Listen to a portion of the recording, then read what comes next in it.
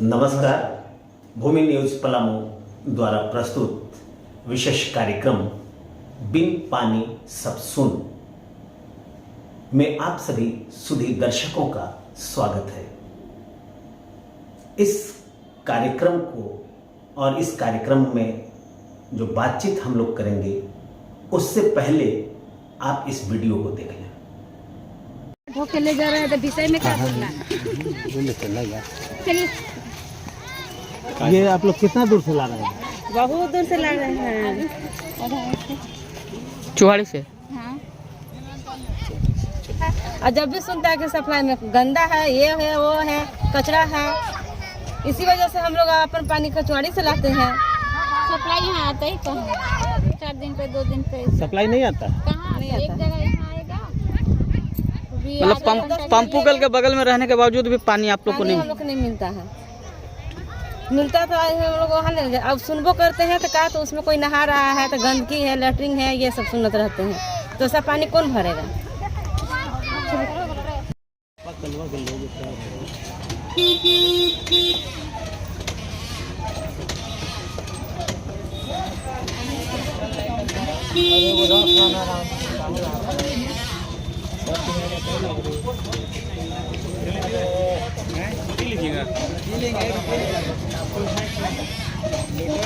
हो गया भाई, हो गया लोटा का,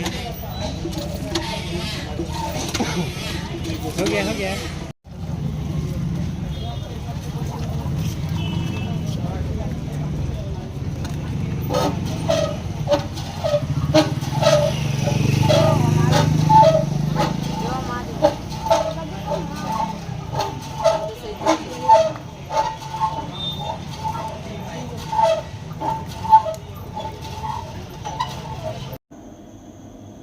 अभी आपने वीडियो में देखा पानी के लिए लोग कितना परेशान हैं।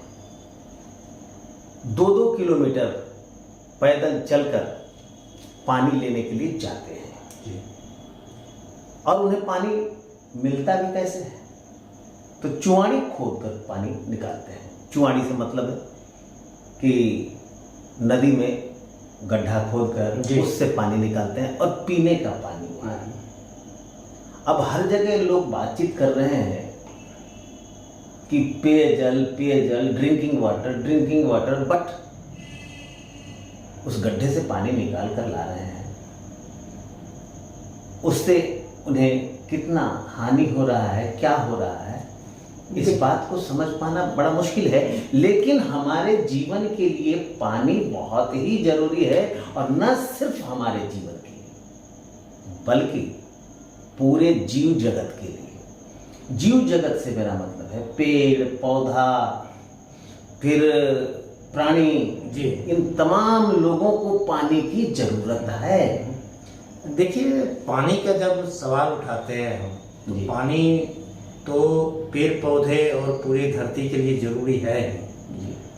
अगर आप इसको थोड़ा सा वैज्ञानिक दृष्टिकोण से आप देखिएगा तो जब पूरे ब्रह्मांड से पृथ्वी जब बना था उस समय से ही पानी की आवश्यकता है और पानी ही हमारा विकास के रास्ते को आगे बढ़ाता है। और आज पानी जो है न केवल हमारे देश में बल्कि दुनिया के अंदर भी पानी की आवश्यकता को माने उसकी महत्व को जैसो दर्शाता है। और हमारे बहुत से पूर्वज जो साहित्यकार थे, पत्रकार थे, वैज्ञानिक थे, इन्होंने पानी के बारे में बहुत से अपने जैसो वक्तव्य दिए हैं, अपनी बात को रखे हैं। लेकिन पानी की उपलब्धता के लिए या मनुष्य के पानी के लिए या जीव जंतु के पानी के लिए, पेड़ पौधे के पानी के लिए अगर कोई समाधान हो सकता है तो वह काम सत्ता का है। और आप देखिएगा कि जिस तरीके से प्रकृति से हमने छेड़छाड़ किया है और उसके कारण ये जलवायु परिवर्तन जो हुआ है उसका भी एक बहुत बड़ा रोल पानी के साथ। जलवायु परिवर्तन पे तो हम बात करेंगे जी। उससे पहले एक बात यह भी हो जानी चाहिए कि जब गर्मी आती है तभी लोगों की नींद खुलती है और लोग पानी पानी चिल्लाते हैं। और सत्ता की बात आपने कहा जी, तो सत्ता जो है उसके अस्थायी निदान की ओर कभी ध्यान नहीं देती है। पानी उनके राजनीतिक मुद्दों के केंद्र में स्थित है ही नहीं, ऐसा महसूस होता है जी। क्योंकि अगर एक उदाहरण ले पूरे ऑल ओवर इंडिया का, तो ऑल ओवर इंडिया का उदाहरण लेते हैं तो हम देखते हैं कि एक तरफ पानी की समस्या है और दूसरी तरफ पानी का व्यापार हो रहा है। आखिर वो पानी आ कहां से रहा है जो कि व्यापार हो रहा है? जी। अरे जावेद अख्तर साहब ने तो बहुत मार्मिक एक गीत भी लिखी है कि पानी तो देखिए अब तो व्यापार बन गया। हाँ, पूरा का पूरा जो है क्या है, संसार जो है सो व्यापार में तब्दील हो गया। बिल्कुल बिल्कुल। ये तो जावेद साहब जैसे संवेदनशील गीतकार ने इस तरीके की टिप्पणी की है। लेकिन अगर आप इसको थोड़ा सा आप देखिएगा कि ये पानी की समस्या कैसे जो है सो विकराल रूप धारण कर लिया, तो एक समय में देखिएगा कि भारत के अंदर जब राजनीतिक रूप से भारत आजाद हो गया था तो एक नारा पॉलिटिकल पार्टी के द्वारा लगता था कि हर हाथ को काम चाहिए और हर खेत को पानी चाहिए जी। तो लेकिन ये क्या हुआ कि जो भी सत्ता हमारे पास रहा, चाहे अगर सत्ता कहने का मतलब है कि केंद्र सरकार उसमें आते हैं, राज्य सरकार आते हैं, यहाँ तक कि हर एक शहर में कस्बे में पंचायत और नगर पालिका या नगर निगम जैसे जैसे संस्थान है जिसका मूल काम जो है पेयजल की समस्या को समाधान करना। अब सवाल उठता है कि पेयजल की समस्या आई क्यों, आ क्यों रही है?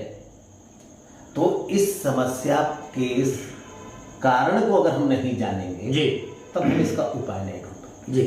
तो सबसे पहला कारण यह है कि यह तो हमारे राजनीति के केंद्र में नहीं है पानी नहीं। क्योंकि पानी के लिए कभी भी चुनाव नहीं हुआ जी जी। जब कभी चुनाव हुआ तो मंदिर के लिए चुनाव हुआ, मस्जिद के लिए चुनाव हुआ, यहां तक कि शिक्षा के लिए भी नहीं हुआ चुनाव जी जी। सही बात है। लेकिन पानी के लिए चुनाव नहीं हुआ। फिर देखिए दूसरा कि अगर प्रकृति के साथ छेड़छाड़ हो रही है जी तो उस छेड़छाड़ के प्रति सजग नहीं है मानव। और पेड़ कट रहा है, कटने दो, पहाड़ टूट रहा है, टूटने दो, तालाब सूख रहे हैं, सूखने दो, तालाबों का इंक्रोचमेंट हो रहा है तो होने दो। तो आखिर पानी को बचाएगा कौन जी? तो ऐसी स्थिति में हमें विचार करना होगा कि आखिर इसको बचाने के लिए किसे आगे आना होगा। अगर देखिए कि धरती को अगर हम वास्तव में बचाना चाहते हैं और इसको सुंदर बनाना चाहते हैं तो अब पेड़ पौधों की जगह पर आप देखिएगा कि जिस तरीके के शहरीकरण ने कंक्रीट का जंगल बनाते चल गया जी, और जो बरसात के पानी है वो रिचार्ज होकर धरती के अंदर नहीं जा रहा जी, वो जो है सो नदी तालाब से बहते हुए समुद्र के तरफ चला जा रहा है। तो ये समस्या तो बना हुआ रहेगा तो लेकिन ये समस्या जब बना हुआ रहेगा तो मानव जीवन के अस्तित्व ही संकट में आ जाएगा। अगर हम किसी भी बड़े शहर को अगर देखें तो उसमें एक खास मोहल्ला आपको मिल जाएगा जिसको आजकल अंग्रेजी का एक शब्द का इस्तेमाल करते हैं ड्राई जोन। उस मोहल्ले में देखिए कि पानी जो है सो एकदम बोर करके जब जैसो डालता है तो 400, 500, 600, 700 कभी कभी तो 1000 से भी ज्यादा फीट नीचे चला जा रहा है जी।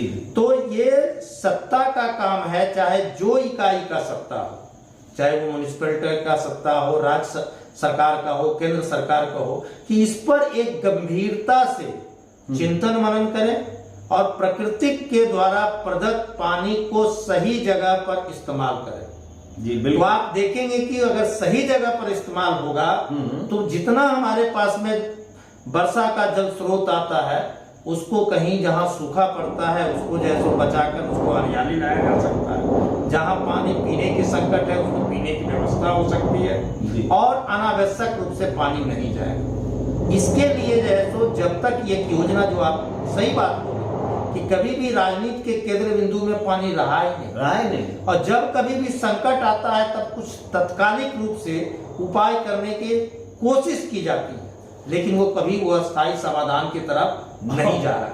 और बहुत ही विडंबना है जी इस समाज का जी कि अगर पानी के लिए कोई बोलता भी है तो सामाजिक कार्यकर्ता या राजनीतिक कार्यकर्ता जी लेकिन आम जनता कभी भी सड़क पर नहीं आ पाती है। जब वो बहुत परेशान होगी तब आएगी। तो इसके लिए भी लोगों को जागरूक करना जरूरी है। जी जी अब जैसे देखिए ना, पेड़ कट रहे हैं जी।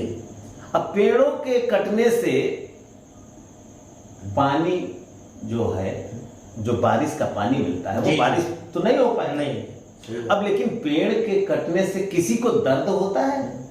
जी जबकि विज्ञान कहता है जी कि plants are the main source of energy जी ऑन द अर्थ। जी हाँ, पौधे जो हैं हमारे जीवन का मुख्य स्रोत है जी ऊर्जा का। जी जी जी। लेकिन जब वो मुख्य स्रोत है, क्योंकि पेड़ पौधा से हम ऑक्सीजन लेते हैं, जी जी पेड़ पौधा से हम भोजन लेते हैं, जी पेड़ पौधा से हम छाया लेते हैं, पेड़ पौधा से हम अपने पानी को बचा सकते हैं।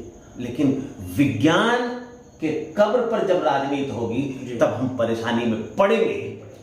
देखिए, जब हम धरती के सुंदर बनाने की बात कर रहे हैं, आपने पेड़ पौधे, पहाड़, पठार, ये सारे चीज की जब आप चर्चा करते हैं तो पूरी सजग नागरिक का एक दायित्व बनता है कि हम पानी को न केवल बचावें बल्कि पानी का सही उपयोग करें। और सही उपयोग जब करेंगे तब हम समझते हैं कि प्रकृति के सौंदर्य को हम बरकरार रख सकते हैं। उसमें पीने के पानी से लेकर पानी का दूसरा उपयोग भी बेहतर हो सकता है। और हमको लगता है कि इसके लिए जनता को भी सजग होना होगा और समाज को जो बेहतर समझने वाले लोग हैं या बेहतर बनाने वाले लोग हैं उनको सजग होना होगा और यह एक राजनीतिक और सामाजिक मुद्दा बने, इसके लिए हमको पहल करने की जरूरत है। जी, अभी आपने ये जो बातचीत देखा और सुना, इस बातचीत में बहुत सारी बातें गौर करने लायक है। और अगर आप सजग नहीं होंगे तो ये राजनीति के केंद्र में पानी हमारा कभी नहीं आएगा। और पानी लाना है तो वैज्ञानिक दृष्टिकोण रखना जरूरी होगा। जी, आज के लिए बस इतना ही कि आप सजग बनिए, जागरूक बनिए। अब हमें दीजिए इजाजत, फिर मुलाकात होगी किसी अगली कड़ी में। धन्यवाद। लेकिन हाँ, चलते चलते आप तमाम लोगों से एक आग्रह कि यदि आप अभी तक भूमि न्यूज पलामू को सब्सक्राइब नहीं किए हैं तो कृपया सब्सक्राइब कर दिया जाए और अच्छा लगे तो लाइक और शेयर भी किया जाए और अपने महत्वपूर्ण टिप्पणी से जी अवगत जरूर कराएं जी, ताकि जब कभी भी हम आगे कोई कार्यक्रम बनावे तो आपके टिप्पणी के आधार पर हम इसको और बेहतर बनाने की कोशिश करेंगे। धन्यवाद।